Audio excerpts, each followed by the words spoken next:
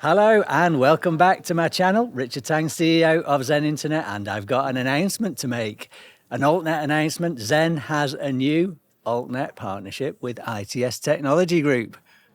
And I've got today Daren Baythorpe, the CEO of ITS, to talk all about it. Now, this is a reciprocal partnership because, first of all, Zen is now a wholesale customer of ITS. So we are going to be selling ITS's services to our direct customers, and also we're going to add ITS into our Fibre Hub very shortly for our channel partners. So all our channel partners will be able to access ITS's network. Really looking forward to that. But also, ITS has joined Zen's partner program, so you can sell off net. So talk a bit about why we were going to be partners of ITS anyway, but you've become partners of Zen as well. Be interesting. Absolutely. So first of all, I'm really excited. Thank you for inviting me to this podcast, and thank you for let's signing the contract together. It's been an exciting time for us. We've always wanted to work with all the key players in the market, and your business is definitely one of those, and we're really excited about it. Being able to hopefully service your needs.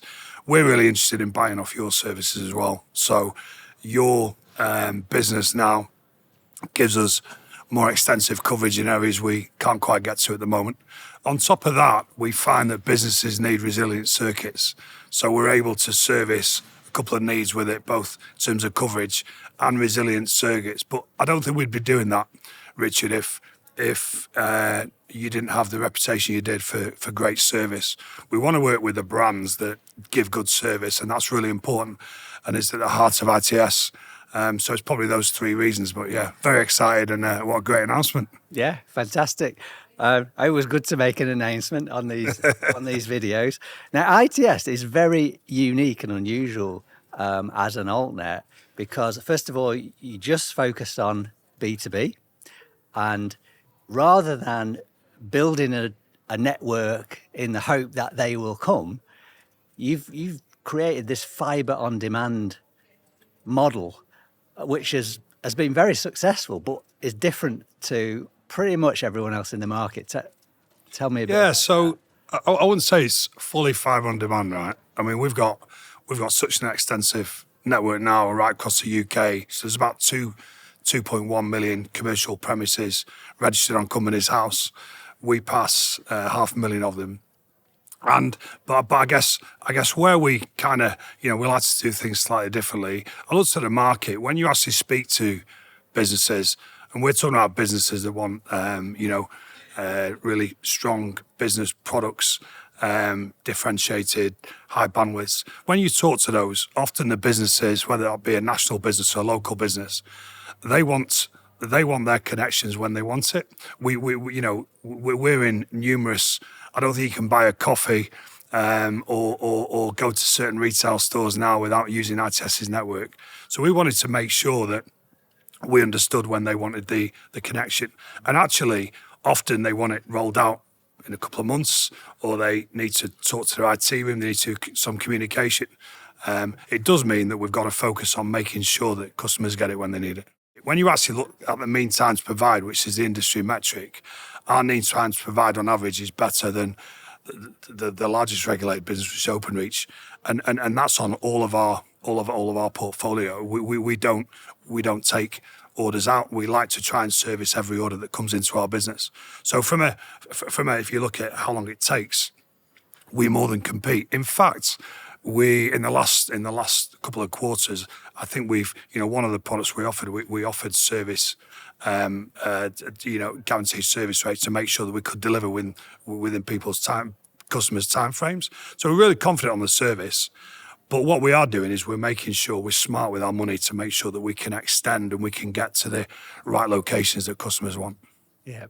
So let's talk about excess construction charges, because I guess, unlike a residential altnet where you've got a fixed price and you've got availability or not, part of your service is you've got to do a survey to see, okay, well, what does that entail? That I suppose that last 100 meters build to get to the customer, and I know that you absorb a lot of the ECCs, so the customer doesn't have to pay any extra. But of those 500,000 premises that you cover, what proportion do you expect are beyond the threshold that you're going to fund that yourself, and actually the customer's got to when we put a say bit of the bill? so when you say proportion, a lot of our orders, Richard, a high percentage of them, literally we're very close and we're just connecting. So we're talking about some of the connections our fibre, and as we do connections, we'll often connect other businesses. So a lot of our connections we can just connect, but we absolutely want to do a survey as quick as we can. No different than other infrastructure builders. We want to survey as quick as we can. We want to make sure that when we give the quote, the forecast to our customers, that it's accurate, and then we deliver to the promise. But we definitely take a pragmatic view on businesses. When we work with a business such as yours, we want to make sure that we're able to contribute financially early on, because we'd like to think it's a long relationship, and that we look at making the best almost estimate of what that cost is going to be, and we want to contribute towards that, because we know we're going to be in this for, these contracts are more than a year's long, so we want to make sure that we're able to help with the partner. And you've got two key products that we're super looking forward to selling lots of.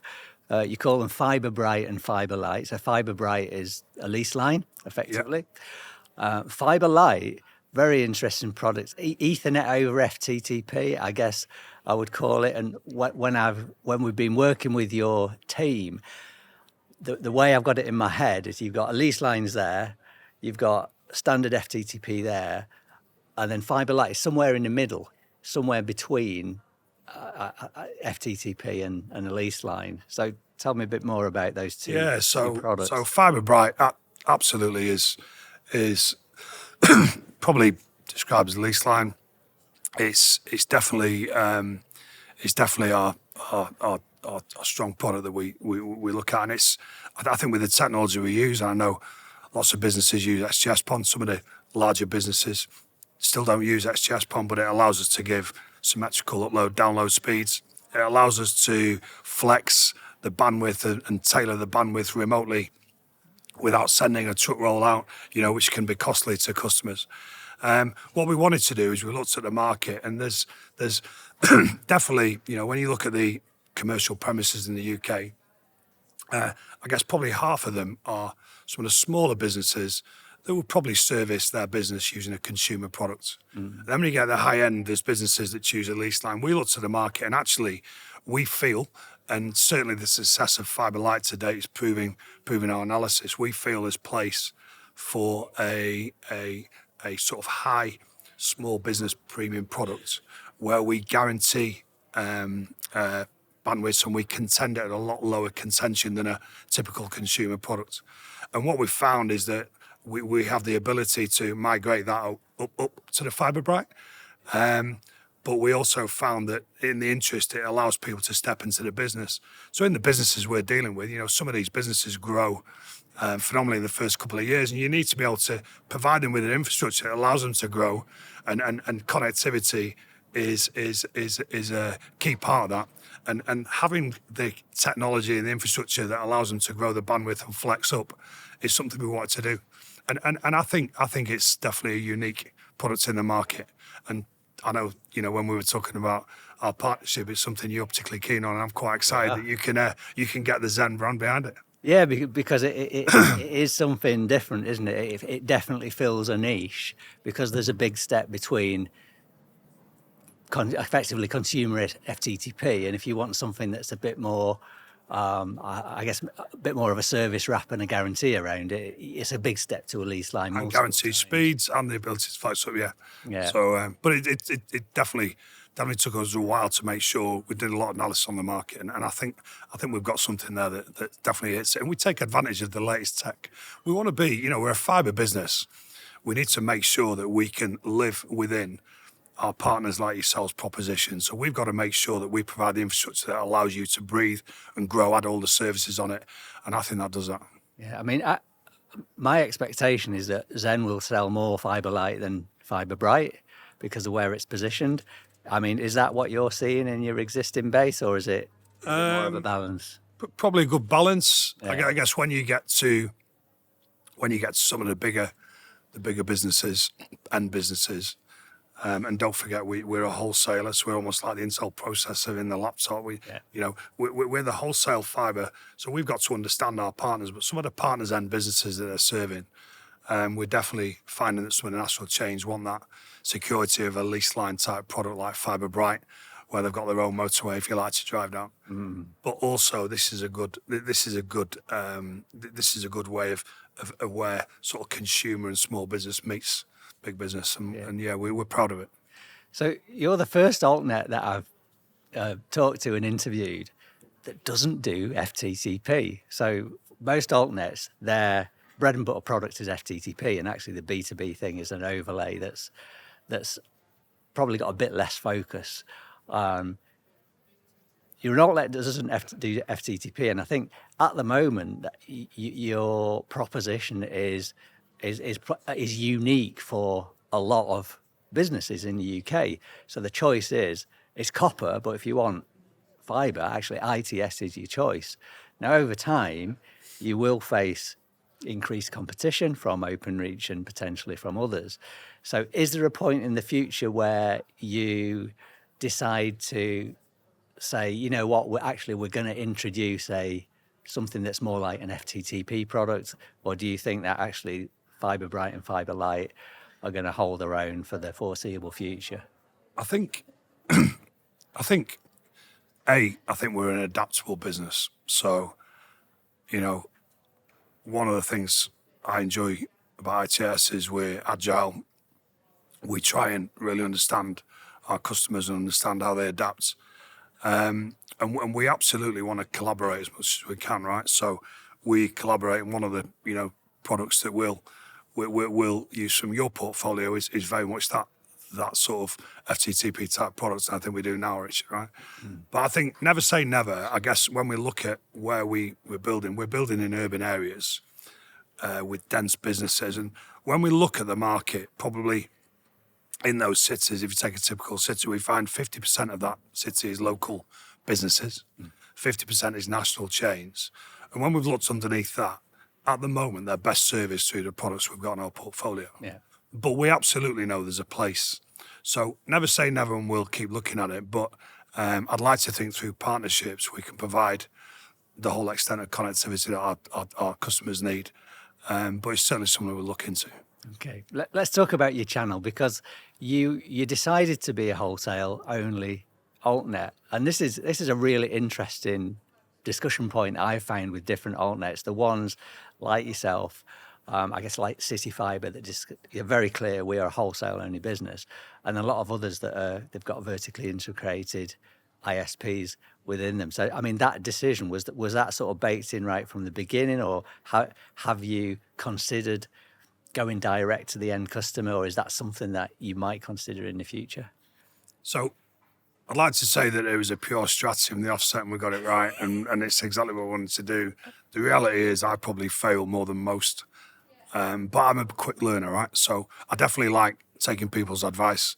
I definitely talk to people, and I get lots of friends in business to help guide me, and there's a lot of people who have built amazing businesses.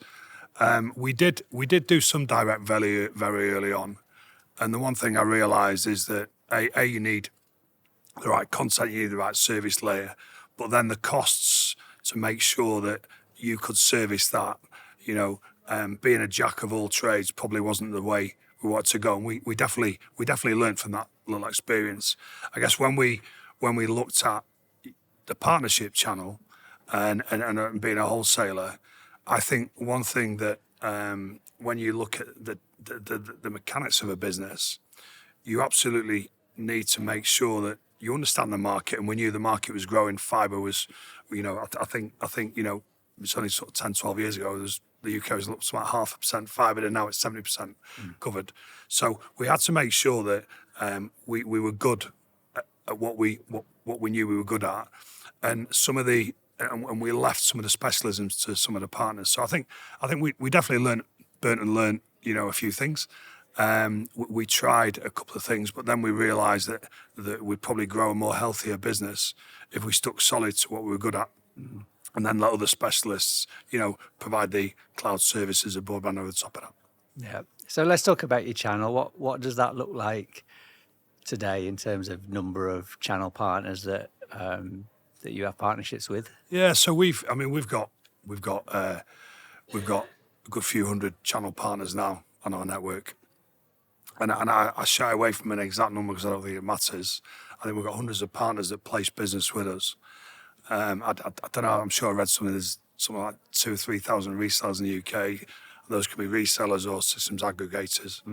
But when we look at our channel, we're really excited because in the early days, when we were just starting off with a few locations, we definitely dealt more with local resellers. And then as we've grown, and I think, I think the B2B, the only national B2B full fibre network that covers a national demographic, we've realised that quickly we've been able to attract businesses like yourself and the larger integrators and aggregators in the UK. So we're definitely starting to see our revenues swing towards, a higher percentage towards those bigger businesses. But we absolutely don't forget the smaller resellers and making sure it's important. And we've got different models in place to make sure we service both of those. That's like the partnership channel. We spend a lot of time as well in the public sector as well. So ITS has built a really strong relationship with many. I think we're trading with over 30 of the local councils now, and that can be through either collaboration. We've got joint ventures in a couple of the cities, Liverpool, Greenwich, where we've got joint ventures. We've both contributed to those businesses, or where we've done it through partners. But from a public sector point of view, we like it when public meets private funding and the collaborations there, because we find we can then, fibre in local councils, hospitals, that sort of thing. We enjoy that. So those are the two dynamics of our sort of partner base. So quite a number of altnets who have a wholesale channel have talked about consolidating their channel, and I guess this idea that rather than having hundreds of different channel partners, they would prefer to move to having fewer bigger ones, and the smaller ones go through the bigger channel partners. So I mean, in terms of ITS, is that something you might look to move towards, or is your view actually the channel partners that you set up early relationships with, that's going well and you can service that number? Well, I think there's probably two questions there. The first one is my view on the service consolidation, the layer above us, and you have to see that happen in the marketplace. Second one is from an infrastructure level. From a partner level, I think we can see there's different businesses buying lots of other, customer bases, aligning it, and we need to make sure that our offering is open, it's flexible, open access, is flexible. Service is absolutely paramount, and I think we need to make sure that we're commercially competitive, but we're agile in our thinking.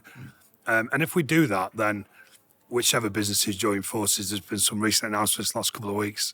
You can see different service businesses joining together to make bigger businesses. I think we'll be able to absolutely continue to offer and work with those, keeping our APIs when we integrate open, making sure that we're flexible to integrate with those businesses. From an infrastructure level, yeah, I think it's two worlds. You've got the residential alternative networks, and I think we've seen there's been a lot of pressure put on some of the businesses that maybe haven't managed to get the take up, and some of them have joined forces. And it's always sad at any CEO. I want any of the CEOs out there. I meet with lots of them like yourself. You always want people to be successful. They're putting a lot of hard effort. It's a lonely job that we've got, and you want to make sure that you can build growing business, but sometimes things don't quite map out. So I can see in the framework, and there's probably 2 or 3 players in the residential world that are really flexing their muscles now and starting to become strong. In the B2B world, probably slightly different. I think we've created our own niche. I think as a sort of national B2B operator, I think we've clearly got competition with the incumbents, but I think we're also willing to collaborate. Do I think we'll be leading some of the consolidation? Well, we bought our first business just under 2 years ago, and that's give us a lot of strength, particularly in the dark fibre world, where we can use those strengths and skills with the public sector. And we're absolutely looking at where it's right, whether it gives us additional network capability, footprint, or there's customer bases that we can take advantage of. We're definitely looking at that, but with our partners in mind. Right. Okay. On your website, it said that you've got an ambition to move that 500,000 premises to 1 million businesses that you can serve. So what sort of timescale have you got for that ambition, and how achievable is that ambition, I guess, versus when you set it? It's quite interesting because when you're starting up a business and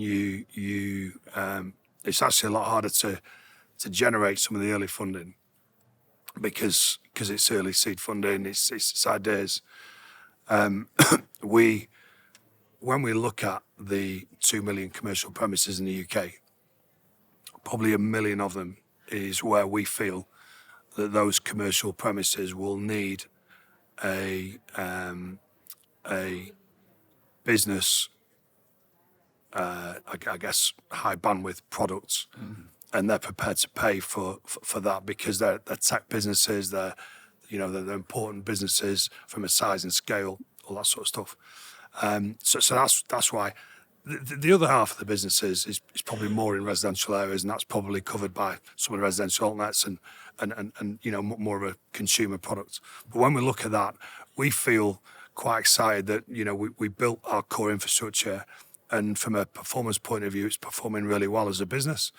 But we then wanted to make sure we invested. We've invested heavily in systems, new CRM platform last couple of years, new billing platform. We've invested heavily in people. We've invested in processes, looking at re-engineering our processes, because we want to make sure that as we grew and as we attracted partners, we were servicing our network in the right way. I think now, though, in the next 12, 18 months, we're definitely now looking at how we expand more. I'd like to think we can get another 10%, to expand it from 25 to 35%, certainly in the next 18, 24 months. I think we're well supported from our existing funders, and we're attracting new funders. So I'd like to think that's a reasonable sort of target that we're setting ourselves. Yeah, good. And that'd be good news for us because we've got a bigger footprint to sell across then. Well, the good thing is that I guess some of our products now we're working with some of the big businesses and the big partners like yourselves.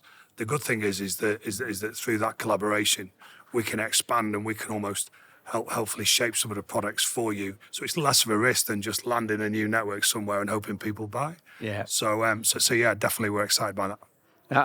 I know, Daren, you don't want to share the exact number of customers you've got on your network, but in terms of your approach to winning customers when you build into an area or when you connect customers, I think you've got some interesting insights there. Yeah, so it's not I don't want to share. We deal through partners, right? And we're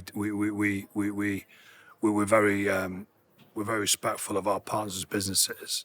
And when we look at our end business brands, whether it be football clubs, universities, retail, lots of retail outlets, pub chains, supermarkets, we're really proud of the portfolio we've got. But we when we land our network into a city, we target all the businesses that are very close to that network, and we like to set ourselves a goal of trying to get to around sort of 13 to 15% of that market within 5 years. And in many areas we're well on track to do that. You've got to take into account some of them have got existing connectivity with other players. You've got to take into account some of the churn, but definitely where we're competing for new Ethernet products, we win we definitely win at a good rate, and we feel that's a sensible target. And if we do that in the right way with the right service, we're going to build, continue to build a great business. Yeah, fantastic. Now, you've just announced a UK first, which is a 50 gig, 50 gig Gigabit GPON, PON, XGS-PON, yeah. XGS-PON. Gigabit PON network, yeah. Yeah, so 50 gig PON network, not just in the lab, but to a Customer, customer. yeah. Well, Yeah, so this is well. first, and a lot of people say to me, Darren, there's been lots of firsts in this area. I think there was in the residential. I think it might have been 25 gig. But yeah, everyone, we're a B2B provider, and we absolutely put being a leader in tech at the heart of our strategy. So we've had it serviced in I think it's the first business. So it's a business environment in a business in Lancashire, and this was exciting. We had it in there for a period of time where we tested it, and it was just great to see. And there's lots of learnings there. It's back to the workshop. We've got more development. Hopefully, we can see that launched into the new year. We think, we're looking at next year, but we definitely want to launch this product as soon as we can because we're starting to see demand. A lot of our core pipes are over 10 gig services where we flex up and down that, but we definitely see the market growing. I think I saw a survey that every 5 to 10 years the demand for bandwidth goes up tenfold, right? Yeah. So me and you, Richard, I don't think we're. It's not long ago. I can remember when. Well, I won't go back as dial-up, but definitely from 100 meg to a gig. When you look at the world now, the consumption in any business now is huge. So we want to make sure we stay ahead of it. But yeah, excited for this business. Yep. Yeah, I remember back in the 80s when Ethernet was 10 megabits per second. There we go. And I was like, 10 million bits of information. So I can't understand how you could possibly need that much bandwidth for anything. No. Well, yeah, it does definitely comes on. So 50 gig as early as next year. Possibly. We've not named a date yet, but definitely I'll be pushing the team to, we want to take advantage of new technology. So let's wait and see. I'm not going to go on record. There'll be a headline on it, but I definitely want to. We definitely want to push the boundaries and see how quickly we can get it out there. I think that trial achieved 41 gigabits per second of download in terms of a tested download in the field. One thing I guess I'm scratching my head about is, there will be a point in the future when businesses need that amount of bandwidth, but it seems a way off. I mean, what's your view? Absolutely. Well, the thing is making sure you're getting ahead of the game, and even in these trials, you're learning, right? You want to make sure. I bought a car recently, and within 2 weeks, the car had broken down, right? This is a brand new car. I won't tell you the make of it because the ITS team are taking a mick out of me. But I think you want to make sure that you're trialing and you're learning about the new technology. There's lots of things we can learn. And as I said, we're a tech business. We want to make sure that, that's almost my job. And I want to make sure that I can confidently give you that as a service. And then it's our partners that then decide how they use it. But definitely the journeys and the modelling and the experiences you go through it, then you can start to kick off other projects, other products, whether that be flexing bandwidths or storming bandwidths, whatever. We would definitely want to listen to that. Let's talk about financial sustainability, a very hot topic in the altnet world at the moment. And a huge amount of money has been put into altnet infrastructure build. A lot of that money was put in without the expectation of what happened to interest rates.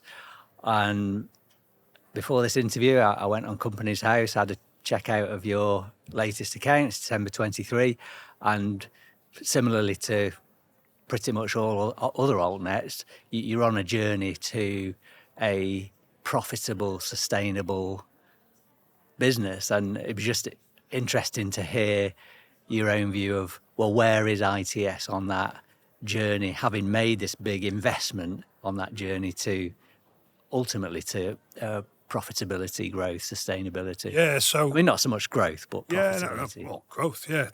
So we're really happy with our trajectory. We've been working with our main equity investor Aviva now for over 5 years, and I think really comfortable with the returns and the journey they've been on. And it's and they've been a great investor for us because they've continued to support us as we've been growing. And we onboarded Avenue Capital as a debt funder sort of 18 months ago. And I think that was in a time when many businesses were struggling to raise debt. And so that just shows the credibility of our balance sheet. I guess obviously there's numbers and numbers, and I think when we look at our underlying business is EBITDA positive when you take out some of the exceptional items. But we absolutely are a business that want to keep reinvesting because we've got more areas to get to. We know that, the businesses like yourselves that we trade with want us to move forward and make sure we're giving you more options. So we want to keep reinvesting that capital. But yeah, we're definitely looking at working with developing our partnerships with those two investors and looking at more opportunities in the future. But yeah, I'd say I'm comfortable. The B2B world, your returns tend to come back a little bit quicker than on a residential world. And there's different models out there. It's probably a different marketplace. But against where we set out 4 or 5 years ago, I'm comfortable with our financial journey to date. And I think when you look at are we overexposed, I don't think we are when you look at some of the other businesses in the marketplace. So yeah, I feel comfortable. But yeah, I want to continue to grow. But we'll do that smartly and hopefully anchor a lot of the growth. And when you look at that wider market, you look at the various altnets, and they do have quite, on the one hand, they're quite similar in they tend to have big amounts of equity and debt investment, but then individually they're all in some cases quite different places. And then you've got a view from the investor's point of view that they've committed all this capital, and I think some of them are getting a bit sweaty hands. Am I going to get a return on this this investment? When am I going to get a return? Am I even going to get my money back? Am I going to lose my shirt? I mean, what are your thoughts about the market overall and how that'll play out from an investor's point of view over the next, I guess, for the remainder of the decade? Well, to look forward, sometimes you got to look back. I think a lot of the businesses, when it was more of a blank sort of playing field, there was rich opportunity to build networks in areas that were underserved. I think there was a lot of money borrowing, as you said. There was a lot of contractors used, to field contractors, and I think there was a lot of growth immediately. But I think where I guess I realised we had to quickly evolve from an infrastructure business to a connections business. And that means you've got to have the right processes and systems in place. You've got to invest to make sure that you can connect those. And I think more importantly, you have got to make sure that you're sweating the asset that you put in the ground. So we've got a partner model, which absolutely we're trying to make sure we come out with different products. You mentioned Fibre Light before. We've got to come out with something different to make sure that you can use our network and when we sweat that asset. We're rich in terms of the public sector, but also we're looking at other markets like the data center market. Our network, there's 518 data centers in the UK, and I think our network passes about a third of them, so about 150 of them. So there's opportunity there where some of the hyperscalers are missing out. Some of the carriers are starting to look at whether ITS, particularly from a data center to an enterprise point of view. So there's different ways of making sure that you can pay those investors back. And I think it's making sure that you live within what you're really good at, but also you can flex within that. And looking ahead, I think the businesses that have evolved to a connections business, the infrastructure business evolved to a connections business, you see the wholesale offerings. The ones that can flex are the ones that are going to survive. But yeah, there's a lot of pressure. Investors, right? The investors want their money back. So, they lend you the money in trust to a plan. And you and I have to hit our numbers. Absolutely. Well, let's do it then. Yeah, absolutely. So you're a board member of the UK Fibre Connectivity Forum, which is a government advisory body aimed at promoting full fibre adoption and I guess full fibre for the benefit of the UK economy, setting the right policies and regulation to encourage that. So if you were going to score the UK's regulation and policy, let's say on a scale of 0 to 10 on how well they've done, what would you say? So I'd say, before I sort of put a number out, I'd say it's a tough role, right? So when you look at the regulator, and then there's one obvious business that's regulated in our, and they've earned the right to be regulated, right? So they're a size and scale. You know, when you look at the UK, I don't know how many, was it 100, 150 years ago, Alexander Graham Bell, you know, developed the telephone and the copper network went out. And that's quite a tough role. So I think the importance of Ofcom and the regulated process is to make sure it's a fair playing field. They want competition, but they also want to make sure that the service is there.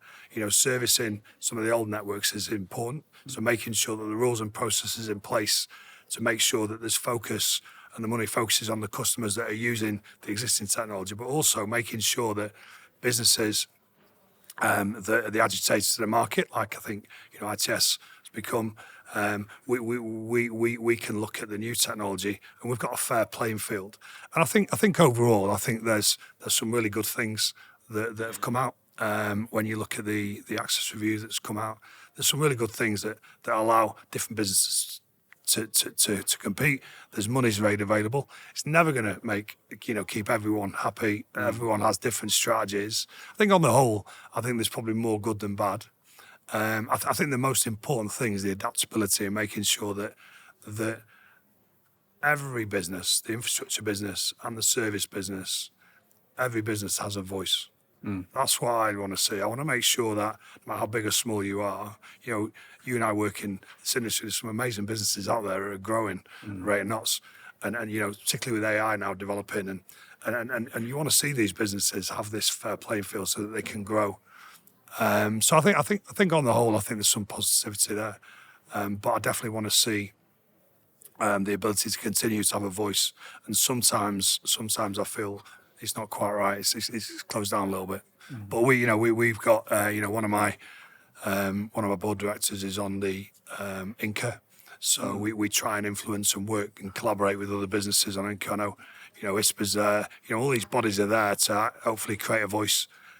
So we've got to keep supporting those, and that means you and I attending these events, making sure we put our hands in the pocket and supporting them. And I know you do a lot of that, and I want to do that as well.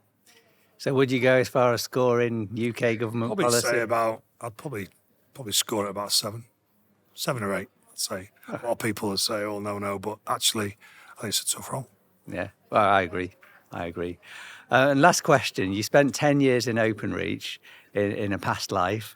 Be interesting to hear, from a personal point of view, the contrast between the work you did at Openreach and the work that you're doing at ITS now. Yeah, and listen, so I really enjoyed my time at Openreach. Openreach is a great business, and being the incumbent, in the 10, it was sort of 15 years ago now, 10, 15 years ago. But being the incumbent, it was very difficult, especially when you sat on a large copper asset, and the UK wanted public and private money to go into fibre. They had to service the customers. But I definitely learned lots of skills. I definitely learned lots of different ways of working in terms of building and driving a big business. I also learned, though, sometimes size and there's levels of bureaucracy and process that sometimes mean they can't move that quickly because they're regulated. And that's kind of what I saw in ITS, where I wanted to make sure that we almost think big, but we were agile like a small business. And hopefully, as you grow, it's tough. So it's really easy to point fingers at different businesses. But I definitely think I learned a lot there. And I'm absolutely humbled by a lot of the people that I was able to learn from and see their careers grow. And funnily enough, a lot of the people that have been at Openreach, lots of people end up not just in our sector, Richard, but in the utility sector, in the water industry, because the industries are very similar in terms of their networks. It's just what goes through that hole is different, whether it be fibre or water or electricity. But the business models are quite similar. So yeah, learned a lot. Quite excited. But the last 6-7 years building ITS has been. I've loved it. I've loved putting my stamp on a business, all the way from the people, influencing the social value agenda. ESG is huge part of our dynamic, as it is yours. I know you're proud of being a B Corp business, and that's one of the things we're really pleased about working with you, because making sure that people and diversity in your workforce, such a huge thing for us. And we spend a lot of time. Some of the best days in ITS are when we, and this is where we've evolved, and I've taken my learnings from previous businesses, but some of the best days are where we're celebrating, I don't know, International Women's Day, or we're looking at neurodiversity. Those things, it's great to learn. Brilliant. Daren, that's been brilliant. Thank you very much. I think we should shake hands again on Zen being an ITS partner and ITS being a Zen partner. Let's smash it. Smash it. Thank you, Richard. Fantastic. Thank you very much for watching. Thanks again, Daren, and see you again soon.